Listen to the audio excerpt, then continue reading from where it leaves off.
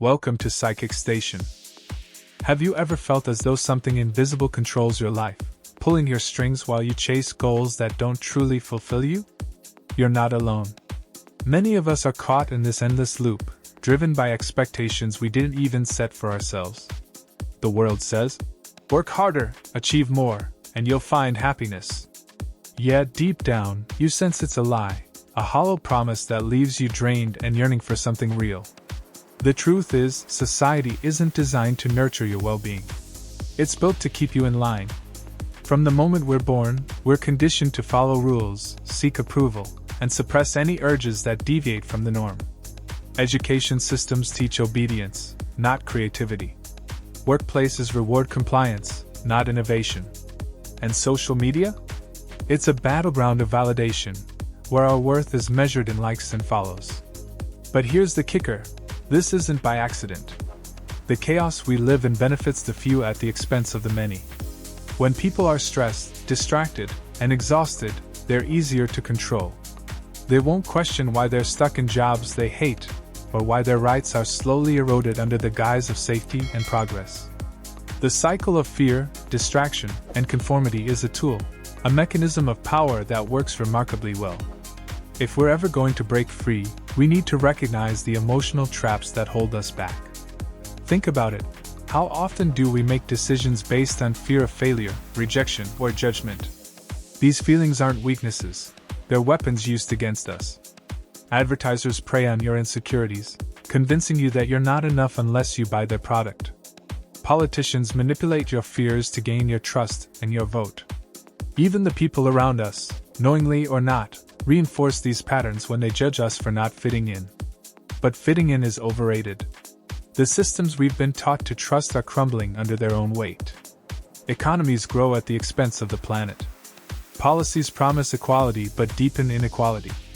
And while technological advances claim to make life better, they often leave us feeling lonelier, more disconnected, and less human. What if the solution isn't to climb the ladder but to step off it altogether?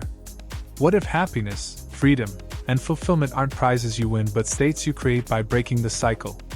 That's where the real challenge begins, not in changing the system but in changing how you see yourself within it. Let's dive deeper into the illusion of choice that keeps us tethered to this broken system. Society tells us we have control over our destinies. You can be anything you want if you just work hard enough, they say. But is that really true? Look closely, and you'll see that many of our choices are predetermined by factors beyond our control: where we're born, the resources we have access to, the biases we face, and the rules we're taught to follow. Think about your daily life. What motivates the decisions you make? Is it your true desires, or is it fear of falling behind, fear of not being good enough? We live in a culture that glorifies busyness as a badge of honor. If you're not hustling, grinding, and burning out, you're made to feel like a failure. But here's the harsh reality. This constant hustle isn't about personal growth. It's about keeping you distracted. When you're too busy to think, you're too busy to question. The economic systems we live under thrive on this distraction. Take a closer look at capitalism, not as an abstract concept, but as a machine fueled by your time, energy, and self-worth. Capitalism sells you dreams, but delivers dependency. It convinces you to buy things you don't need to impress people who don't care, all while draining your resources and chaining you to the grind.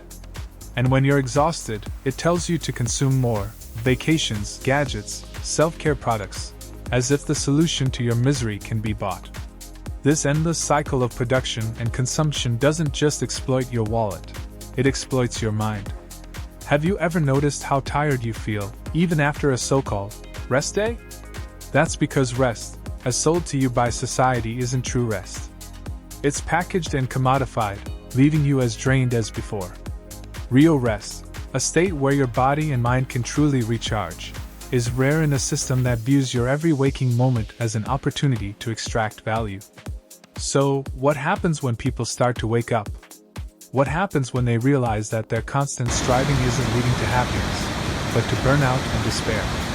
The system pushes back. Movements for change are met with resistance, often in the form of misinformation, division, or outright repression. Those who demand fairness, sustainability, or dignity are labeled as radicals, as if asking for a livable world is an outrageous request. The truth is, change threatens those in power. If people stop playing the game, the system collapses. That's why you're taught to doubt yourself, to fear rebellion, and to believe that this is just the way things are. But things can be different. They have to be. Because the longer we allow these systems to dictate our lives, the more we sacrifice our health, our happiness, and our humanity. Breaking free starts with rethinking success. Success isn't about money, status, or perfection. It's about living authentically, finding purpose, and reclaiming your time and energy from a world that demands them without giving back. Imagine what life could look like if you stopped chasing what you're supposed to want and started building what you actually need. But let's not sugarcoat it. Breaking free isn't easy. The chains that bind us are invisible but strong, reinforced by years of conditioning.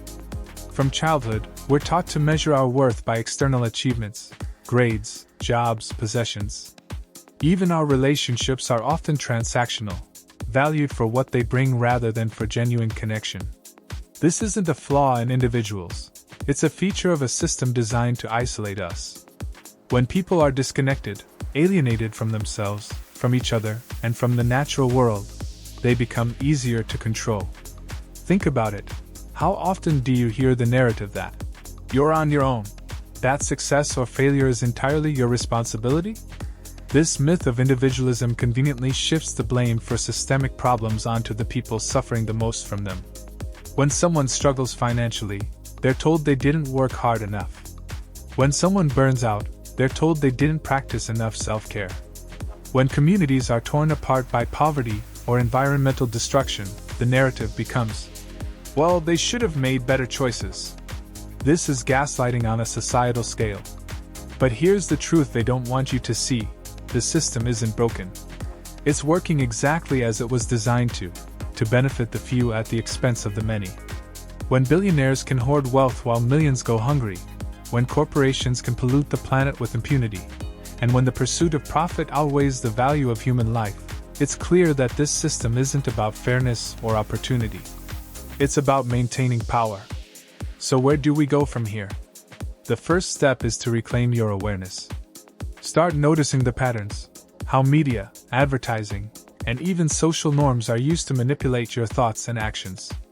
Pay attention to the ways you're being told to conform, to consume, to compete. Once you see the machinery behind the curtain, it becomes harder to unsee. Then, find your community.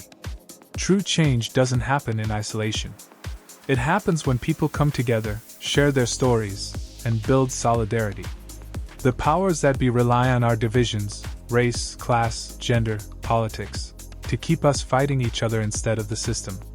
But when we recognize that our struggles are interconnected, we become a force that's much harder to ignore. And finally, don't underestimate the power of small, consistent acts of defiance. You don't have to dismantle the system overnight. Start by reclaiming small parts of your life. Say no to what doesn't serve you. Support local businesses instead of giant corporations. Invest your energy in relationships and projects that bring real joy, not just fleeting validation. Above all, refuse to accept that this is the best we can do. The world as it exists today is the result of choices made by people, for better or worse. And what people create, people can change. You have a voice. Use it. You have a mind. Question everything. You have a heart. Let it guide you. Because the future doesn't belong to those who cling to power. It belongs to those who dare to imagine something better. So, let's talk about hope, not the kind that's passive or complacent, but the kind that fuels action. Hope isn't just some abstract feeling. It's a call to arms. It's the belief that we are capable of better, a belief that empowers us to stand up to the forces that tried to keep us small and afraid. Hope starts with a shift in perspective. Instead of waiting for someone else to fix things, we take ownership of the change we want to see. That's the first step in reclaiming our power. Realize that the change starts with you. How you treat yourself, how you treat others, how you interact with the world around you.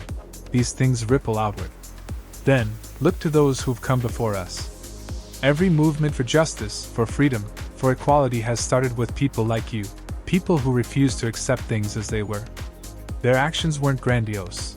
They were small acts of rebellion against the status quo. They stood for what was right, even when the world told them they were wrong. They fought for what was possible, even when others told them it was impossible. We may not be able to change everything overnight, but we can change the culture. We can create spaces where honesty, vulnerability, and accountability are valued. Where we are no longer measured by how much we accumulate, but by the kind of people we become. Where community is prioritized over individual success, and where love and connection trump profit and isolation. In a world that tells us to be numb, to be passive, to be quiet, raise your voice. Be loud. Be bold. Demand something more than what's being offered. Don't be afraid to stand apart from the crowd. As history shows us time and time again, those who dare to be different are the ones who shape the world. It's not just a dream. It's a movement, and it starts with you. Thank you for being part of this journey with Psychic Station. Share your feedback in the comments below. Your voice helps shape our journey forward. See you in the next video.